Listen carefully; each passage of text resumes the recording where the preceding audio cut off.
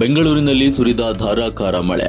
ಬೆಂಗಳೂರಿನಲ್ಲಿ ಸುರಿದ ಧಾರಾಕಾರ ಮಳೆಯಿಂದಾಗಿ ಬಾಧಿತವಾಗಿರುವ ಪ್ರದೇಶಗಳಿಗೆ ಮುಖ್ಯಮಂತ್ರಿ ಸಿದ್ದರಾಮಯ್ಯ ಹಾಗೂ ಉಪಮುಖ್ಯಮಂತ್ರಿ ಡಿಕೆ ಶಿವಕುಮಾರ್ ಭೇಟಿ ನೀಡಿ ಪರಿಸ್ಥಿತಿಯನ್ನು ಪರಿಶೀಲಿಸಿದರು.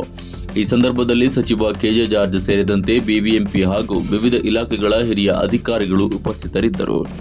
ಯಲಹಂಕ ಸೇರಿದಂತೆ ವಿವಿಧ ಬಡಾವಣೆಗಳಿಗೆ ಭೇಟಿ ನೀಡಿ ಪರಿಸ್ಥಿತಿಯನ್ನು ಖುದ್ದು ಪರಿಶೀಲಿಸಿದ ನಂತರ ಮುಖ್ಯಮಂತ್ರಿ ರಾಜಕಾಲುವೆಗಳನ್ನು ಒತ್ತುವರಿ ಮಾಡಿಕೊಂಡವರ ವಿರುದ್ಧ ನಿರ್ದಾಕ್ಷಿಣ್ಯ ಕ್ರಮ ಕೈಗೊಳ್ಳಬೇಕೆಂದು ಅಧಿಕಾರಿಗಳಿಗೆ ಸೂಚಿಸಿದರು.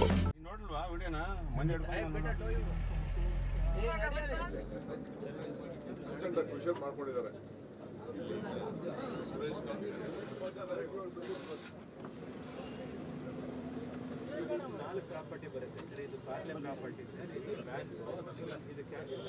ಕ್ಯಾಮ್ರಾಮನ್ ಸ್ವಲ್ಪ ಹಿಂದೆ 15 ಆಗಸ್ಟ್ 15